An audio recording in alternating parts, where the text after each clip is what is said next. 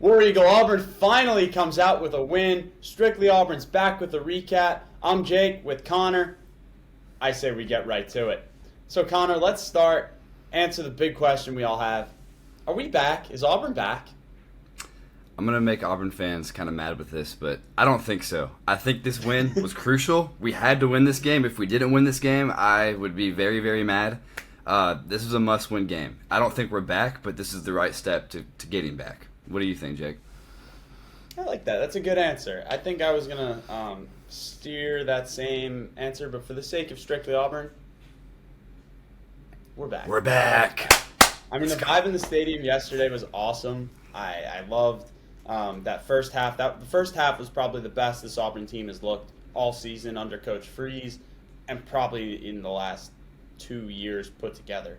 So that was a good step in the right direction. But let's kind of break it down a little bit position by position. The big one was the quarterback play, right? We asked for one guy. We got one guy. And we liked what we saw. Connor, what did you see from Peyton yesterday that we haven't seen in weeks prior? I saw a confident starting quarterback. We saw him get the most minutes he ever played, and it paid off. He got everybody involved on the offense, and he was running well. He was throwing the ball well. He was playing smart. And I think a lot of that has to do with him not coming in and out in between possessions with Robbie Ashford. Nothing against Robbie. Yesterday, Peyton was the guy, and hopefully he stays the guy the rest of the year after what I saw yesterday. In that, I think he played great. I think he played like a real starting quarterback, and that's the first time I've seen that all year. I think we got to start moving week by week. I don't think we can make decisions based on this game for the last four. I think we move week by week, right? Peyton earned the job next week. He didn't earn it any further than that. He earned it against Vanderbilt. He could come out and, not look so great against Vanderbilt. We all know that. We've seen it. Yep. We've seen it, especially on the road. So next week is going to be a big test for Peyton. But in this last game against Mississippi State, threw for like 70% completion, 20 for 26. That was awesome. 230 yards in the air, 3 touchdowns, all coming in the first half. We'll touch on that in a second. But he looked like a real starting quarterback. I couldn't really ask for more from Peyton. He didn't turn the ball over. Offensive line didn't give up a sack. I enjoyed that. That was a fun game to watch. And then also coming out of the backfield, Jarquez Hunter, baby. He actually looked like the running back that we think he should be and can be and will be in the future. What he had, let's see, I got a stat sheet right here. 17 carries for 150 yards. I love it. That works for me. That works for me. Yeah. I was very happy with that performance. He looked like he had that extra burst of speed that we keep saying has been missing. He was moving laterally really, really, really well, making guys miss in the open field. I don't know if you saw from the student section. He hurdled a dude, and that was awesome. We went nuts. That was awesome. I'm surprised it wasn't a Sports Center top 10 last night because he completely cleared that Mississippi State cornerback. It was a great sight to see, and it was right by the student section, and we all went nuts. So it was great. It was great stuff. Yeah, that was one of the coolest things. That was probably the coolest hurdle I've seen in person. I was at, I think it was Giants-Bears 2 or 3 years ago, and Saquon Barkley hurdled a dude, and it was like it was like a Giants highlight for 2 years. So that was awesome. But Jarquez, he is him. I love seeing him get 17 touches, and that's not counting as 2 receptions. So 19 total touches. I love that number. I like when our best players are in the game very consistently. I think I've said that all game. We could talk about Rivaldo too, right? I don't care if he's the leading receiver every game, but I love to see that he's the leading target getter. Yep. We also had 11 different receivers or 11 different players catch a ball. We haven't seen that in I don't know how 2 years. long. Maybe 2 years. Yeah. That was impressive. That was like a Chiefs type offensive day where they just spread the ball around. You don't know who's going to catch, who's going to get open. Rivaldo played really well, 4 for 31. Jay Fair with 3 receptions. Who had the big one? Javarius Johnson. Javarius Johnson finally back from injury with a huge reception. And honestly, we could talk about that reception down the left sideline for the touchdown. That's a throw we've seen Peyton Thorne miss time and time again this year, right? So to see him make that play, I think it was a lot of weight off his shoulders to hopefully start his good Auburn career, right? Yeah, I agree. Most of the year I usually wince whenever I see Peyton Thorne throw the ball down the field, and it seemed like yesterday everything was connecting. And as an Auburn fan student, that makes me happier than anything for us to finally be connecting these big chunk plays downfield. It's huge. It's what we need. So I think this is a little bit of an awkward conversation, but what about Hugh Freeze? So Auburn put up, 24 points in the first half, just 3 in the second half. A bunch of players talked about conservative play calling. We've talked about conservative play calling. You can't win when you're just trying not to lose. That's kind of what it feels like watching the offense yesterday in the second half. It felt like Auburn was just trying not to lose. It kind of felt like the game a couple years ago when we blew it to, a 24-3 or 28-3 lead. So, Connor, what do you think happened in that second half? Why was it so conservative? And B, how does that change? How do we change moving forward? How does this coaching staff adjust? Well, I think that in the second half, we were up by a few touchdowns. Everyone got a little comfortable, to be honest. And obviously the play calling was completely different from the first half. There wasn't really that many throws down the field, a lot more running, a lot more screen passes in the second half, which I understand, but we gotta go grab a touchdown or two in that situation. We gotta put the dagger in the head there.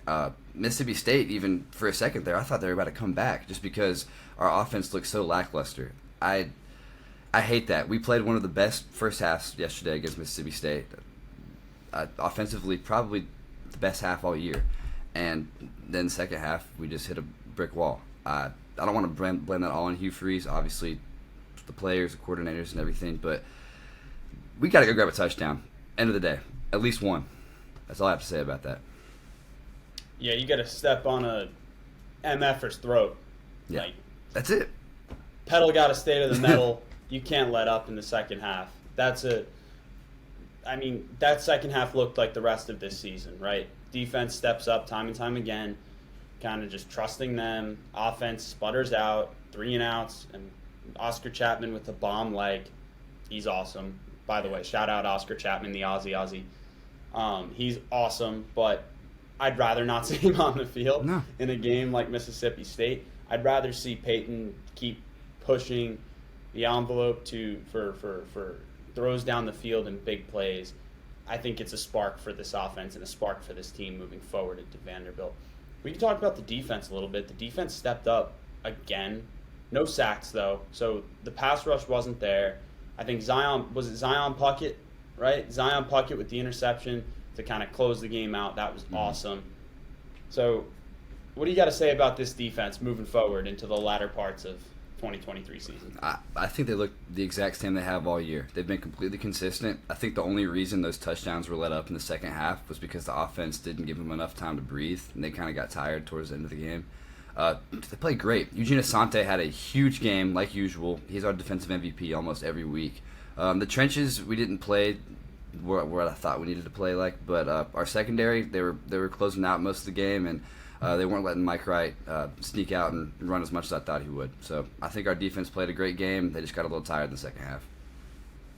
Yeah, we still struggled to stop the run. Just another week we struggled to stop the run. But again, the DB room, whether it's the cornerbacks, safeties, and then even in the second level, the linebackers, step up time and time again. Cam Riley was flying around the field. I know he only had 4 tackles, but he's a really good ball player. He just flies sideline to sideline. I would love to see him fill gaps a little better when it comes to stopping the run, but a win is a win is a win is a win. Yep, amen. Connor, I need to know, who is your Week 9 most valuable player for the Auburn Tigers? I will let you go first, even. Okay.